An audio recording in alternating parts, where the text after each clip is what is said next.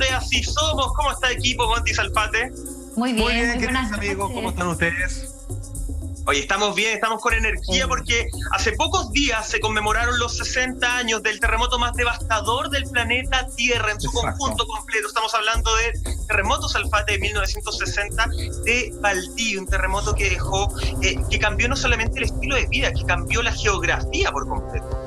De todo el planeta, ni más ni menos, no se equivocan. Hace 5 días precisamente se conmemoran ya una gran cantidad de años que nos han ayudado para entender cómo aceptar y cómo enfrentar de la mejor manera estos fenómenos naturales. En el año 1960 en Valdivia sucedió, según los registros, el terremoto más grande medible en la historia de la humanidad. ¿Por qué estamos llevando esto? No simplemente porque es un tema muy categórico y propio del ADN de nuestro programa, sino que la Tierra ha comenzado a moverse una vez más en nuestro país. Hay que entender de que hay preocupación porque algunos de los fenómenos más característicos están, como aparece en el titular, que apareció ahí en T13, temblor con mucho ruido que se siente en la zona central. No hubo uno, sino dos. Comenzaron a correr en redes sociales algunas ideas o algunos anuncios de que podría venir algo más fuerte.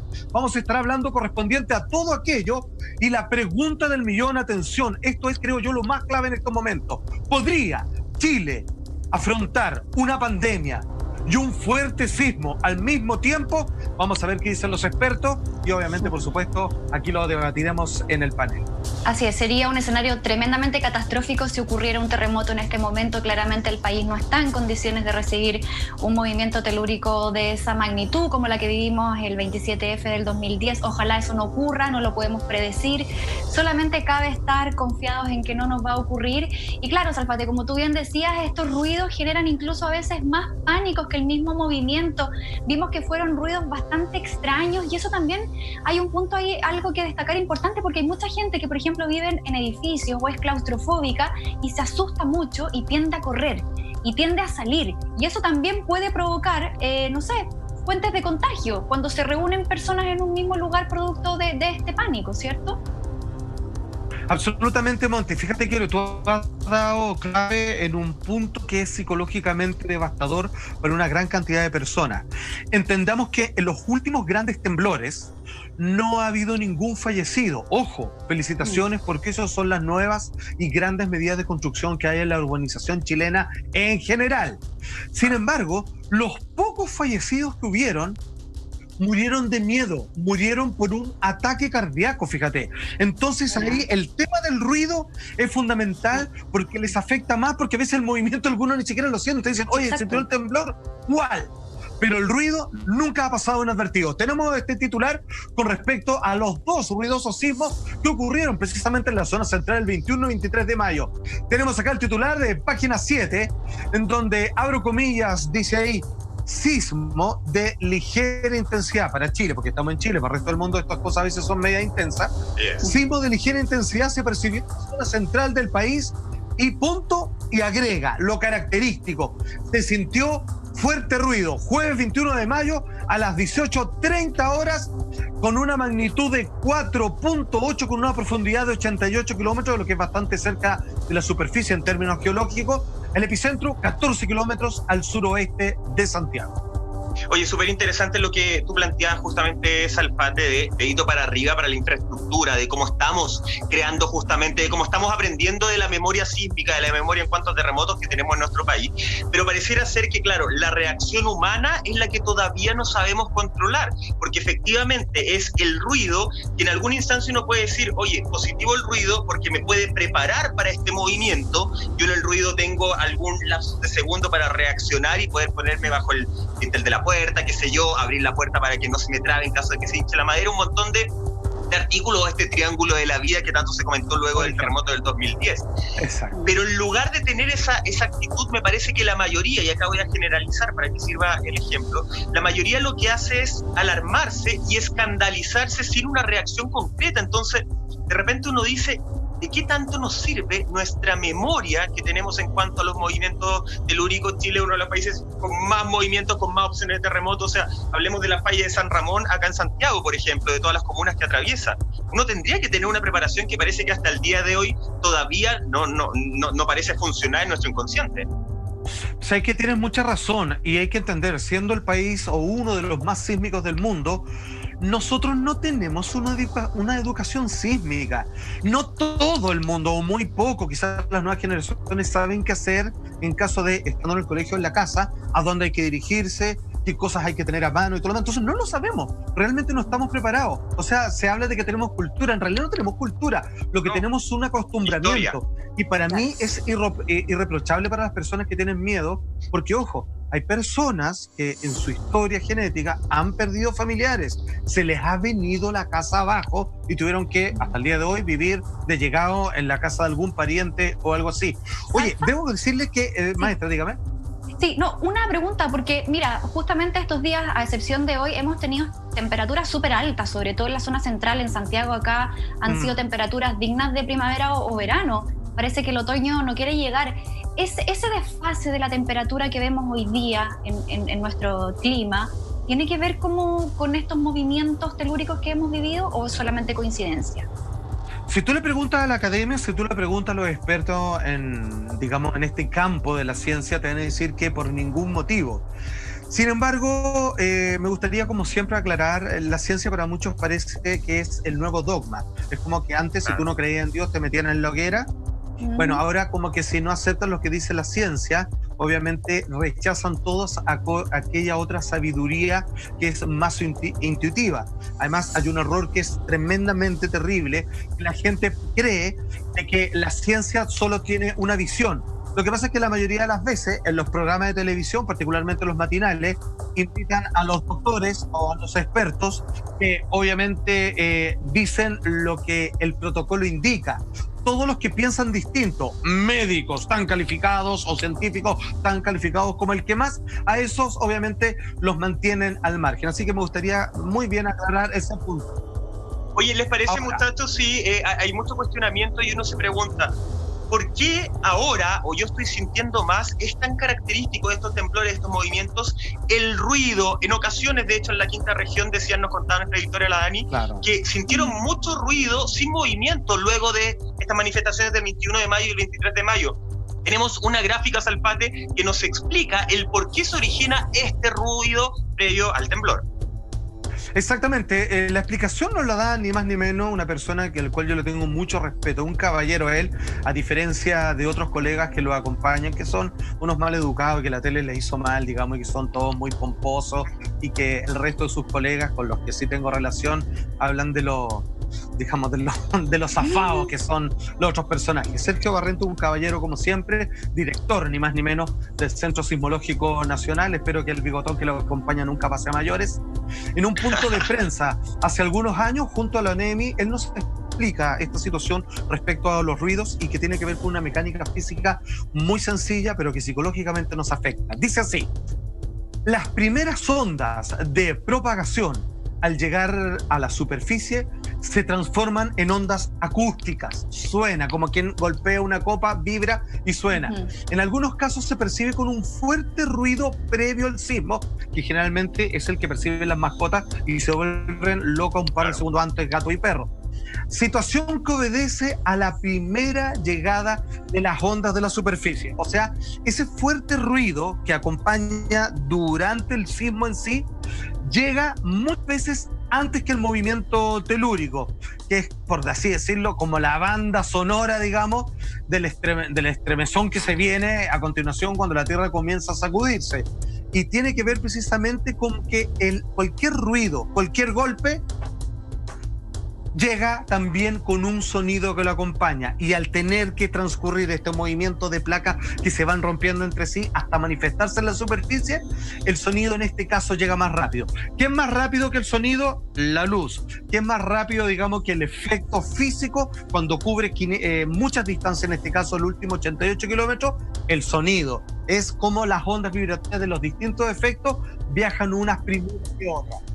Claro, y de hecho el 23 de mayo sentimos justamente ese ruido que en un principio se había catalogado como un sismo de 4.9, pero después parece que eso cambió. Tenemos un titular al respecto que pasamos a revisar a continuación. Miren, acá nos dice entonces el titular de Crónica al sismo de 5.3 remece zona central de Chile. Pero en un principio, como les decía, se había anunciado una magnitud de 4.9. ¿Por qué cambia esto después, Alfate? ¿Por qué hay esta rectificación? Muy buena pregunta. Hay que entender de que los sensores de sismo vienen de distintos lados. Digamos que existe una medida oficial que es el Centro de Sismología Nacional de nuestro país, Chile, y que a través de su aparato ellos comienzan a recibir como casi de forma triangulada distintas informaciones, distintos antecedentes que finalmente logran concentrarse y entregar un dato, un balance final. Incluso algunos no le hacen mucho caso, pero yo encuentro que es un buen sistema el que tenemos y prefieren ver la USG, que es el sistema de medición de Estados Unidos, que también tiene instalaciones en nuestro país y que también tienen otras formas de medir. Ahora, fíjate que lo que tú acabas de decir, Monty, es algo que no es menor, que sucede pocas veces. Las correcciones de los movimientos telúricos son generalmente a la baja. O sea, dicen 4.8 y finalmente 4.5. Ojo que aquí las décimas cuentan. Como estamos hablando de una expresión logarítmica que va aumentando, cada vez que le ponemos una décima son muchas, casi 7 veces más. O sea, no es el doble, no es el triple, son 7 veces más, pudiendo llegar a 20 cuando se junta una gran cantidad de décimas. Entonces, en esta oportunidad, como tú bien decías, de 4.9, finalmente fue clasificado de 5.3 grados. Y ojo, digamos que esto por no la cultura sísmica, pero sí por la costumbre sísmica, de 5 para arriba, esto sale en las noticias. Antes, no siempre, pero claro, no se toma en cuenta. Se pone. Oye, otro de los aspectos un poco característicos a lo mejor es que también a través de las redes sociales la gente empezaba a pedir algo que nosotros ya habíamos hablado en otras ediciones de Así Somos, el Cristo de Mayo, y mucha gente se planteaba y decía, oye, ¿estaremos en momento de sacarlo a pasear nuevamente, de darle una vueltecita a esta vuelta que no se le dio este año? Y que efectivamente da un poquito de temor. Ya estamos viendo en pantalla, en imágenes, el terremoto más devastador en la historia del planeta. No estamos hablando de Chile, el más devastador en cuanto a duración, en cuanto a muertos, en cuanto a la destrucción que dejó. Estamos hablando del terremoto de 1960, Salfate, un terremoto que se habla de que duró 10 minutos, incluso más. Incluso más, incluso 17 y algunos, o sea, créeme que la gente lo sintió como una eternidad cuando hoy día ustedes puedan ver por vez primera que nosotros hemos tocado anteriormente este tema, pero acaban de aparecer nuevos antecedentes, nuevas imágenes, nuevas recreaciones a partir de documentales que ya le vamos a estar contando. El titular de la BBC dice lo siguiente: ¿qué efectos tuvo sobre la Tierra el más grande de todos, dentro que es posible medirlos, terremoto de 1960, claramente el mayor sismo de la historia? Como te decía, produjo cambios geográficos en el planeta. Esto fue el domingo, a no olvidar, esto fue hace 5 días, 22 de mayo de 1960. Esto parte más o menos como pasado las 3 de la tarde y oficialmente se habla, como tú decías, Michael, que duró 10 minutos. A ver, entendamos que uno de los grandes terremotos que gran parte de los chilenos recordamos es el de febrero del año 2010. Eso duró 3 minutos y medio, un poco más, 3 minutos con 42 segundos. Imagínate lo que es 10 minutos.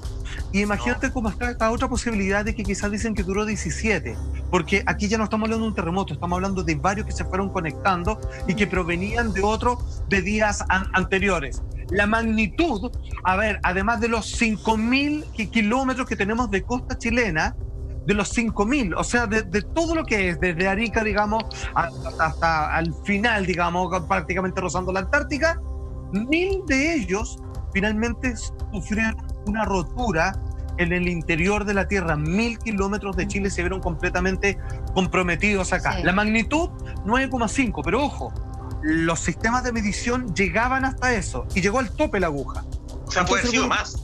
Puede haber sido bastante más. O sea, finalmente se hizo el cálculo. La cantidad de energía que liberó la Tierra es equivalente a 20.000 bombas atómicas como la que fue lanzada en Hiroshima y 25 metros son los tsunamis, o sea, las olas que trajo el tsunami posteriormente, donde los muertos fueron por sobre los 1.600. Eso, sin duda, obviamente, estamos hablando de Chile, porque en otras partes mató más personas.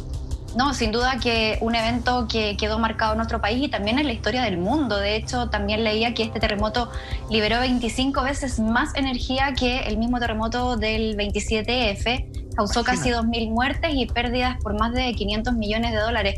Oye, y como si eso fuera poco, también recordemos que además del terremoto hubo tsunami, pero también coincidió con la erupción del volcán Puyehue, que estuvo ahí en actividad durante una semana. O sea, fue un periodo totalmente duro para toda la gente de la zona. De hecho, hasta el día de hoy hay personas que todavía no logran recuperarse después de 60 años. Y bueno, una vez más, no sé si llamarlo algo positivo, porque no creo que esto haya tenido algo positivo, pero ocurrió un día domingo en la tarde, que por lo menos la familia se encontraba reunida, no había gente trabajando. Este tipo de cosas siempre nos sorprenden. No era de noche, claro. Entonces, bueno, no sé si eso se le pudiera llamar lado positivo, pero bueno, finalmente es un gran punto en nuestra historia que nos ha hecho un precedente y nos ha mostrado un aprendizaje hasta el día de hoy. O sea, tal vez las cifras serían distintas, efectivamente. Los grandes sismos suceden el fin de semana, menos mal. Se dicen que es preferible que dentro de la semana, como tú dices, Monty, que es mejor que estas cosas sucedan de noche cuando todos volvieron de su trabajo y del colegio. Claro. Pero ya que es fin de semana, se supone que más o menos eso es lo que se espera, digamos, después de cierta hora. Hay gente, por supuesto, que está festejando, está en las casas de amigos, en fiesta, en fin. Pero en este caso, claro, las muertes probablemente habrían sido más. Ojo, insisto, este terremoto, con las ondas, obviamente telúricas expansivas, terminó llegando a Hawái, a Filipinas, a Japón. Solamente en algunos de esos países arrasó con 200 personas. Ellos no sienten el terremoto porque está lejos de ellos, pero las olas del tsunami particular, viajando hasta el otro lado del mundo, causó 200 muertes, digamos, en el continente asiático. Entonces, la verdad es que esto es importante porque dejó muchas lecciones para la ciencia. Hay una gráfica que se puede mostrar, señor director, que se muestra y se explica un poco qué fue lo que ocurrió. Y para que entiendan, nosotros estamos en las placas, vale decir que son estos grandes, por ejemplo, cuando a uno le muestran un mapa, uno ve las grandes divisiones de los continentes, que son pedazos de tierra gigantescos flotando sobre el océano, pero si es que uno pudiera ver con rayos X, se da cuenta que las divisiones no es las que hizo el hombre con la frontera de cada país, sino que son fracturas, digamos que es un verdadero rompecabezas sobre los que estamos parados. Y lo que sucede es que la placa de Nazca, que está obviamente en la parte del Pacífico, comienza a meterse por debajo de la sudamericana y mientras va ocurriendo eso va rompiendo y finalmente esos son los que generan este fuerte temblor que comprometió 1.000 kilómetros del territorio nacional. Sí. Oye, estamos hablando de un terremoto, justamente ustedes ya han dicho la cantidad de muertos, la que se estima, más de 1.600 personas, por lo menos estamos hablando en Valdivia. Probablemente si hubiese existido eso de noche, el terremoto, como decía Monty, la cifra a lo mejor sería más alta. La cifra que no estaría cambiando serían las más de 2 millones de personas que quedaron sin vivienda, que quedaron sin un hogar en ese momento. Ojo, no un terremoto, no un desastre natural que se pudo solucionar en una semana, 2 semanas, 3 semanas. Estamos hablando de que zonas de Valdivia pasaron 3 meses inundadas, 3 meses en que las personas efectivamente no pudieron recuperar sus casas y después cuando las recuperaron, en qué condiciones las terminaron recuperando también es lo terrible. Lo que sí, y después lo vamos a revisar en un documental que se llama La Respuesta, más adelante lo vamos a ver con imágenes que de verdad son increíbles, impresionantes de cómo se vivió. Hay un mensaje que nos deja el terremoto de 1960 y es el mensaje de que ellos lograron muchas cosas trabajando en equipo, lograron muchas cosas con unidad. Y uno decía, oye, a través de la memoria uno tiene que aprender. Yo comparo el terremoto de 1960 con el del 2010. La imagen de 1960 son personas trabajando en conjunto, ayudando para que el de al lado esté bien. Veo la imagen del 2010 y voy a agrandar para que se entienda el ejemplo. Lo que me acuerdo son saqueos. Lo que me acuerdo son vecinos teniendo que juntarse porque sus casas les iban a entrar a robar, efectivamente gente que se estaba aprovechando. Entonces de repente yo eso apuntaba hace un rato cuando hablaba de que pareciera ser que la infraestructura está perfecta, esa la entendemos, pero el ser humano, la ciencia nuestra, la lógica, está deformándose incluso a cómo iba en 1960. Exactamente, querido amigo, tú lo mencionabas. Atención, ustedes en la casa, porque en el año 1961, sí, como escucha, prácticamente un año después del terremoto más grande que haya conocido la humanidad, un grupo de académicos del Departamento Audiovisual de la Universidad de Chile fue al lugar de los hechos. Ellos generaron un documental tremendamente lleno de datos, con imágenes nunca antes vistos, que fue estrenado en aquella época y que hoy día vamos a recuperar para ustedes. Se llama La Respuesta. Prácticamente todo lo que sabemos hoy día de los terremotos se aprendió a través de la conciencia y del aprendizaje en terreno de estos académicos. Es una verdadera joya audiovisual que todo chileno en algún momento básica escolar debería ver para entender qué piso, qué suelo estamos pisando, finalmente en qué tipo de país estamos viviendo y que la amenaza de los terremotos es constante. Insisto, hoy día lo digo y lo confirmo, nosotros no tenemos cultura sísmica, tenemos costumbre sísmica y hoy día vamos a tratar de entregar las mejores herramientas para que esté preparado, si es que el país está preparado para juntar un sismo y la pandemia. Todo esto a la vuelta de esta breve pausa comercial.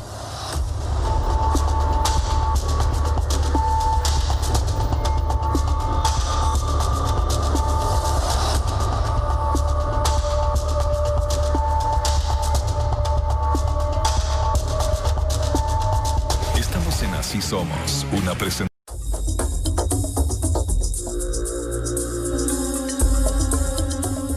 Ya estamos de regreso en Así Somos y escúchame bien porque tengo un tremendo consejo. Participa ahora ya y gana este viernes 1.000.000 de pesos en nuestro concurso del mes de la madre. ¿Cómo? Muy fácil, envía mamá al 6070, así de simple, mensaje de texto, envías mamá al 6070, respondes la trivia y luego estás participando. Muy fácil, sorteo este día viernes en Así Somos. 1.000.000 de pesos te puede llegar a tu casa gracias a mamá al 6070. Así es, Michael. Bueno, esta noche estamos hablando de los 60 años que se cumplen ya hace 5 días del terremoto de Valdivia en 1960. Un titular de La Tercera nos habla precisamente de un documental que se estrenó en el año 61. Dice, ¿cómo fue el terremoto de Valdivia?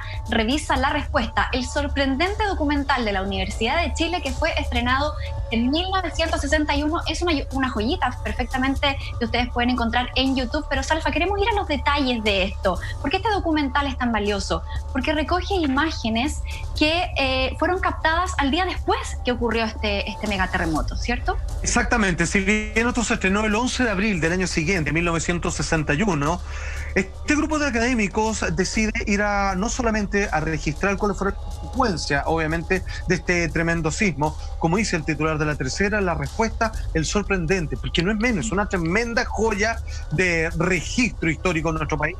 Documental de la Universidad de Chile que se estrenó al año siguiente. Quiero compartir con ustedes, junto a todos mis compañeros, algunas imágenes de este documental disponible gratuitamente en La Respuesta en YouTube, pero que hoy día probablemente usted verá por vez primera. Atención.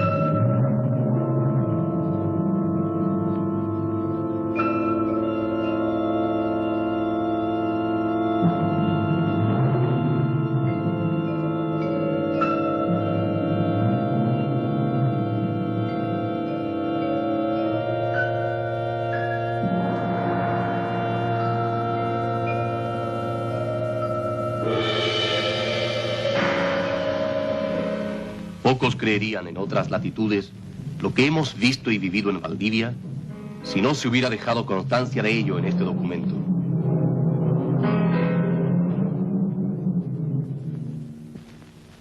Era la más bella ciudad de la América Austral.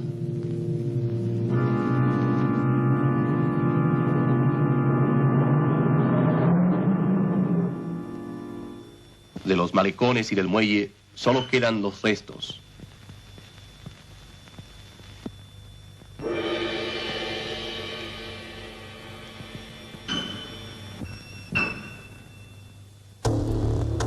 Oye, ahí vimos solo algunas imágenes de un documental que de verdad es imperdible, lo decían, está en YouTube, dura 1 hora y 6 minutos, no es extremadamente largo, se te pasa súper rápido, porque además no es un documental, ojo, que se preocupa del tecnicismo, no habla con un lenguaje tan técnico, es un documental que se va con cámara a ver cómo la gente estaba enfrentando el día después, el segundo día después, el tercero, y lo que yo destacaba en el bloque anterior, cómo el trabajo en equipo, cómo el trabajo colectivo sirvió para que gente rescatara cosas de su casa, para que se encauzara un canal y no se inundara mucho más de lo que se inundó justamente los sectores, de cómo protegieron sus bienes entre todos, de también mostrando un lado un poco más amable, si lo quieres decir, de cómo los niños encontraron que Valdivia en algún minuto era la Venecia chilena, y todo lo que explotara efectivamente les empezaba a servir. Entonces siento que es un documental, Salpate, Monti, no sé si lo comparten conmigo, que es bueno para refrescar la memoria y para decir, oye,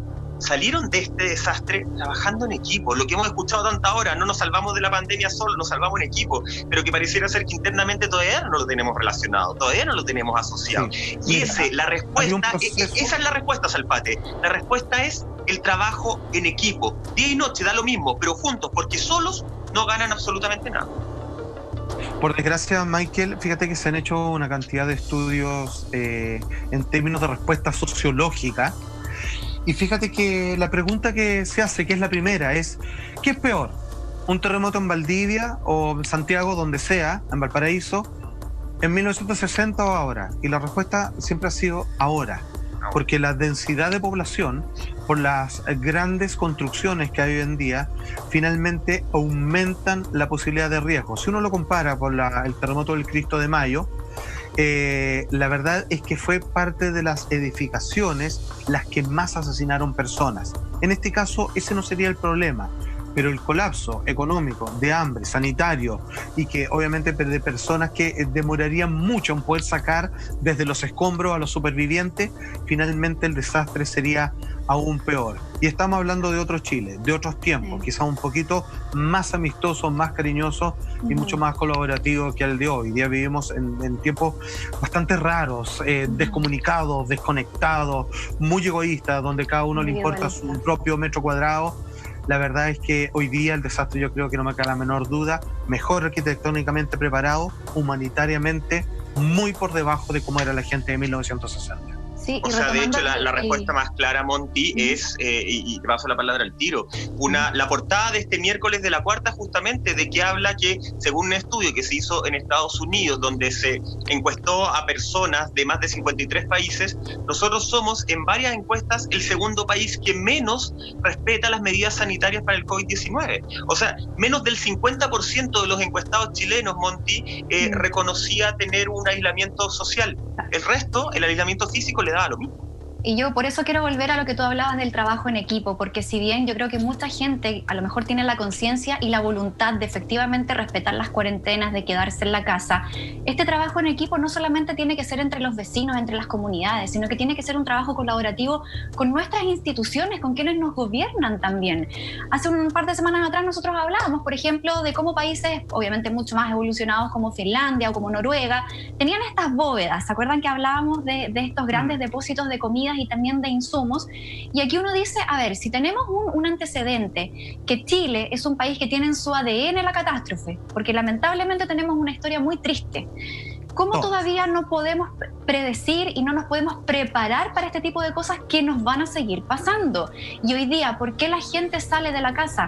También salió otra encuesta, Mike, que decía que el 15% de las personas contagiadas de COVID-19 hoy día al menos salen una vez a la semana a trabajar. ¿Y eso por qué ocurre? Porque todavía no somos capaces de poder decirle a la gente, quédese en la casa, pero tenemos esta solución para ustedes. Hoy en día las soluciones, claro, están llegando de alguna medida, pero son insuficientes. Y mientras no exista ese trabajo colaborativo de esa respuesta que tú decías, Mike, ese trabajo tiene que ser una cadena unida, no solamente la voluntad de las personas en el vecindario de compartirse agua o de hacer una olla común.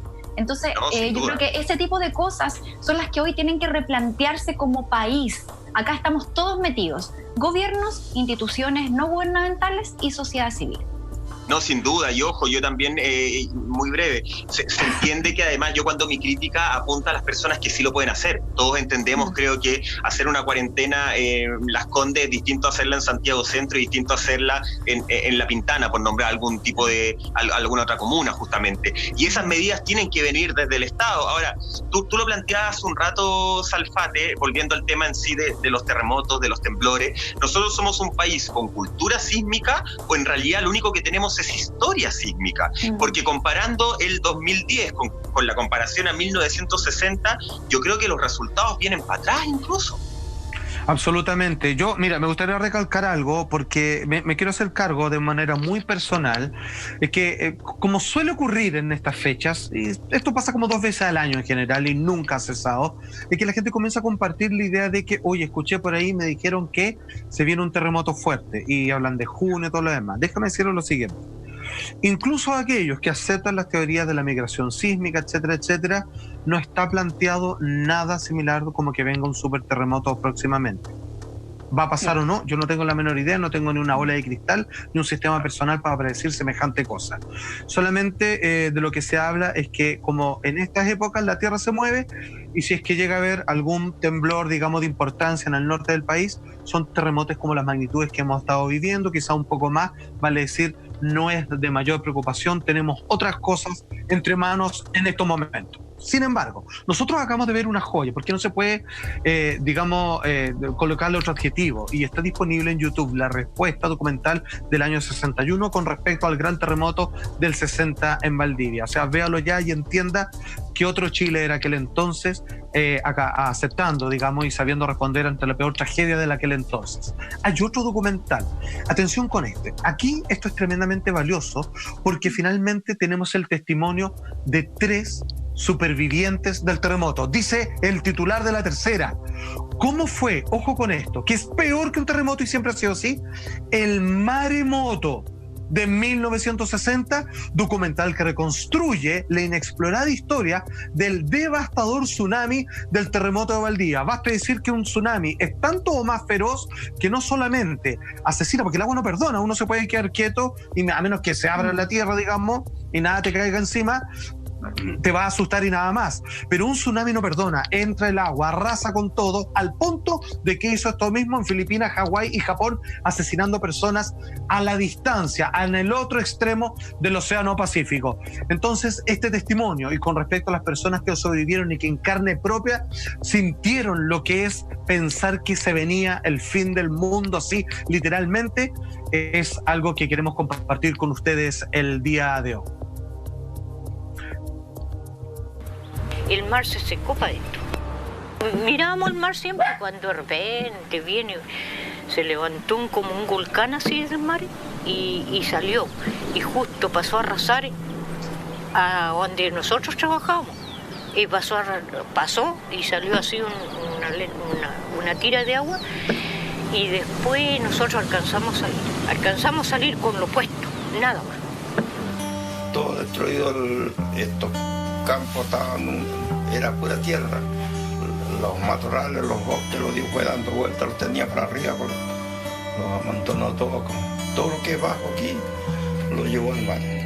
Cambió el paisaje porque aquí habían pampas aquí al frente del otro lado de este río, acá de ese bajo. Habían estos bosques aquí altos. Las playas que habían 500 metros de playas de arena aquí al lado del océano. ¿Y el río no tenía la misma forma, sí? No, pues tenían más vueltas y más alto. Tenía unas paredes de 4, 5 metros, 6 en algunas partes. Ahora quedó todo plano.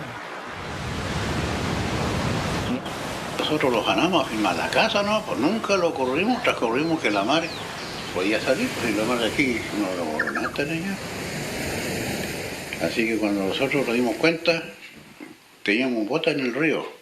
El bote estaba paradito para arriba donde estaba ahorcado abajo, hasta que reventó el cordel del bote. Y ahí cuando nos dimos cuenta, la mar subió arriba del potrero del campo, ¿no? Y así la verdad. Así que nosotros aquí no alcanzamos a correr ni 100 metros, como 100 metros corríamos de la casa para la calle. Y había un cerco tranquero grande y ahí lo subimos nosotros. Pero yo le digo porque la mar tiene que haber ido por lo menos unos 20 metros de altura.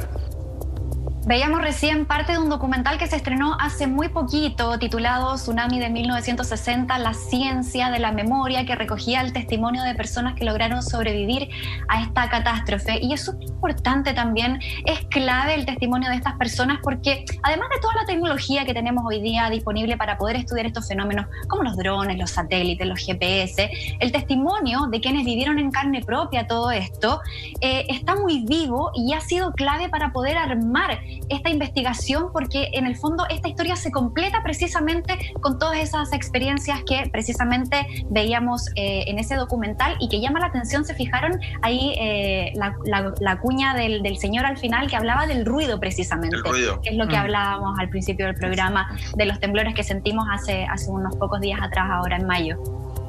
Oye, aplauso cerrado para el profesor Patricio Winkler de la Universidad de Valparaíso, que finalmente logra hacer el registro de estos testimonios para entender cómo el ser humano reacciona y cómo funciona la memoria frente a algo que nunca más se ha vuelto a repetir, Dios lo quiera, jamás vuelva a suceder, por lo menos, mucho menos ahora. ¿Por qué digo ahora?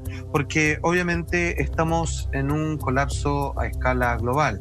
Lo estamos viviendo día a día y parece que no va a terminar pronto, al punto que el propio ministro de Salud hablaba de que han sido superados en todas las proyecciones y expectativas, y aquí no hay estadísticas que sirvan.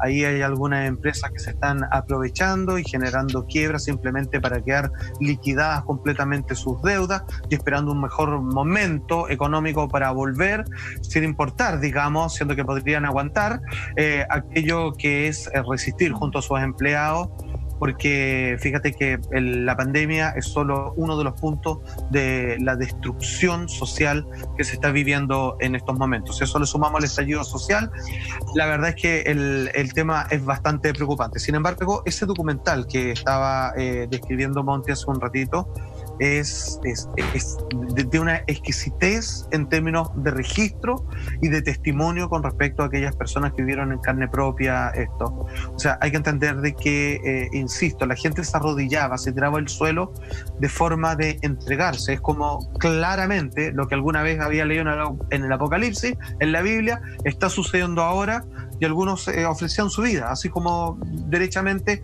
tómame ahora, por favor, no quiero seguir viendo esto, porque después de los 5 minutos, y esto que duró 10 o 17 minutos, finalmente algunos decían, esto no va a terminar hasta que no quede nadie parado, ningún ser humano con existencia en esta tierra.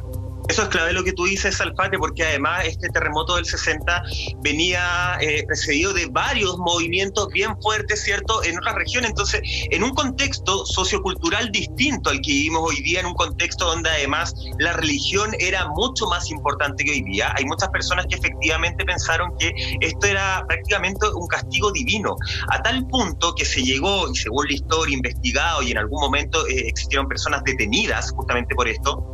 Se habla de que una machi, de nombre que acá lo tengo anotado, la machi Juana Namuncura, dice haber tenido un sueño, y que en ese sueño se le expresó que la única forma de terminar con todos los movimientos que siguieron a este terremoto de 1960 era justamente con un sacrificio humano, con una persona de una edad puntual, de condiciones de vivienda puntual, ¿cierto? Y según la historia, que el mito y la leyenda se empieza a mezclar con la realidad, efectivamente se habría llevado un sacrificio humano a raíz de este sueño que habría experimentado esta machi. Después existió investigación, personas detenidas justamente. Ahora, para la mitología queda en que 6 horas luego de este sacrificio humano, que claramente no es la solución, sí, algunos dicen que empezó a bajar el movimiento de la Tierra. Insisto, no es un consejo para nada, creo que ya todos tenemos otro conocimiento y no se repetiría ahora, pero es parte de la historia de este terremoto de 1960, Monty. Así es, bueno, claramente la cultura también ha cambiado en hartos aspectos, pero antes de seguir con la conversación, mis chiquillos queridos, les tengo un gran consejo.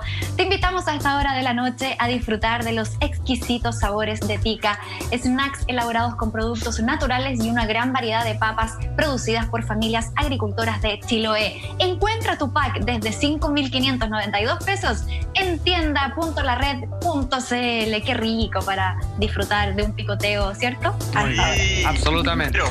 Muy bien. Ok, atención, queridos amigos. Hoy día nosotros estamos viviendo una tragedia. Sí, Algunos pues, le llaman COVID-19. Ok.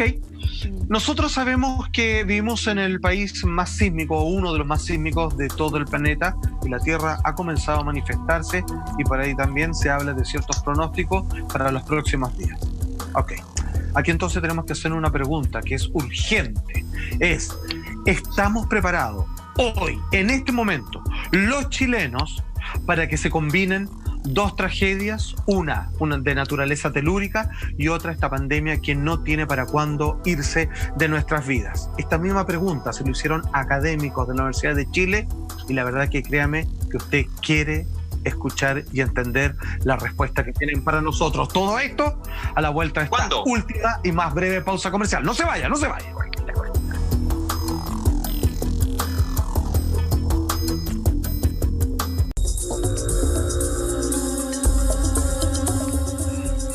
Estamos de regreso en Así Somos. Muchas gracias por esperarnos en esta pausa comercial y vamos a revisar de inmediato, amigos, el titular que estábamos promocionando y prometiendo antes de la pausa justamente. Este titular que nos habla de si estamos o no preparados es del desconcierto. Dice: académicos de la Universidad de Chile analizan cuán preparado está Chile para enfrentar catástrofes. Y de este artículo quiero destacar justamente una cuña, una declaración que la da el director del Departamento de Ingeniería Civil y miembro de CITRIT, el señor Ricardo Herrera, que dice lo siguiente: lo más importante es no solo preocuparse de que los edificios no caigan, lo que estábamos hablando anteriormente, Salpate, sino que atender a todo el sistema social para que la recuperación sea más rápida. Hablamos de que tanto terremoto como el COVID-19 ponen en jaque un punto en común, que es el sistema de salud que tenemos nosotros justamente en nuestro país y que no colapse, cosa que por lo menos ya vimos que en este COVID-19, sabiendo todo lo que significaba a nivel internacional, ya colapsó.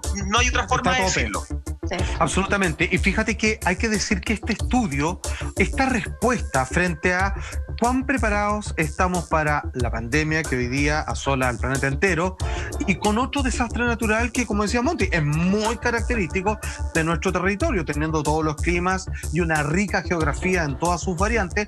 La verdad que los volcanes, prácticamente tormentas fuertes y por supuesto los temblores están a la orden del día.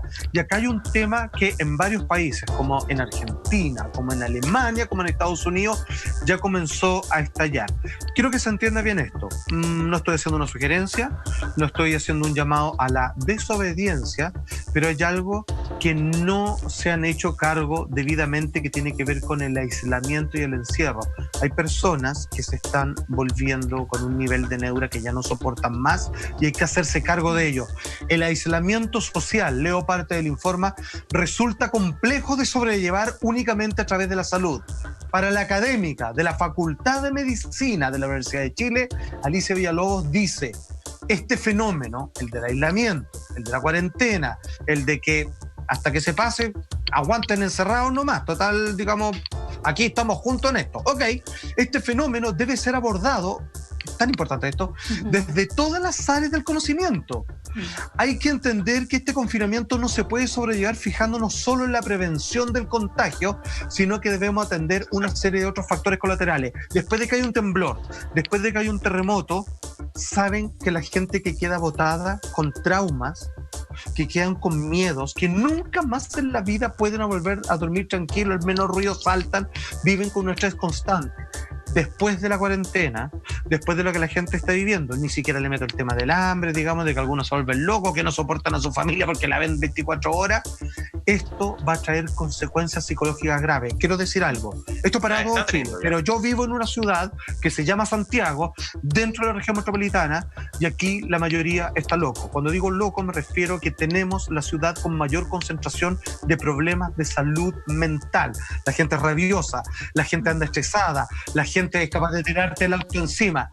Cuando tú le agregas lo que estamos viviendo, para bien o para mal, justo o no, necesario, anda a ver tú, simplemente acuérdate, no hay planes de contingencia para la salud mental después que tengamos que salir toda la calle. Eso, yo agradezco lo que dice Alicia Villalobos, porque en realidad es un tema importantísimo y tremendamente postergado. A todo el mundo le importa un carajo, es tener buenos números de no contagiados y muertos y nada más. ¿Qué viene después? ¿Qué tipo de calidad de vida vamos a tener? Ni me imagino, viejo. Y es justamente lo que planteaba la ONU hace un par de semanas, donde se hacía el énfasis sobre la salud mental de la gente, porque es un tema súper preocupante que puede llevar a desenlaces hasta fatales, lamentablemente. Hay que tener mucho ojo con eso. Y volviendo un poco a las sugerencias que hacen, por ejemplo, distintos círculos de expertos, ya sea del área de la medicina, no sé, de otras áreas también, que han aportado, por ejemplo, en las ideas de la mesa social y los consejos asesores que está teniendo hoy en día el Ministerio de Salud. Y hay unas declaraciones del ministro Mañalich que me han quedado dando vuelta durante muchas semanas, y él decía que todos esos consejos son solamente eso, ideas y consejos, y no necesariamente el ministerio va a acoger o va a implementar esas ideas. Entonces uno se pregunta, ¿para qué tenemos una mesa social? ¿Para qué tenemos un consejo asesor si las autoridades no quieren escuchar esas voces? Y hoy en día lo que estamos viviendo, de alguna u otra forma, fue lo que predijo el Colegio Médico en un principio y lo que han dicho un montón de especialistas, no tan solo del ámbito médico, en ámbito social también. Gente que dijo exactamente lo que está pasando hoy día. ¿Por qué no se actuó antes? Esa es la pregunta. Ahí tiene que ver con un gallito de poder también que hay en esa mesa social. Hay un gallito de poder de finalmente quién habla más fuerte. Yo no quería dejar pasar el tema de la salud mental. Me parece que es crucial. Ojo, si bien ya en uno de los últimos declaraciones del presidente anunció que va a haber un programa para la salud mental. Ojo, que cuando parte este COVID en nuestro país, cuando parte el confinamiento, lo primero que hacen es un llamado general a quitarle todo el financiamiento que tiene un programa que hace años está siendo súper exitoso en nuestro país de salud mental, que se llama HPV, Habilidades para la Vida, que va enfocado a las personas de más escasos recursos, que se le entregan habilidades para poder vivir emocionalmente. Ese es un programa que está siendo felicitado a nivel mundial de cómo se ha ejercido y cómo se ha llevado a cabo en nuestro país. Cuando parte el tema de las cuarentenas, el gobierno lo primero que hace es bajarle el bono, bajarle el financiamiento a ese programa.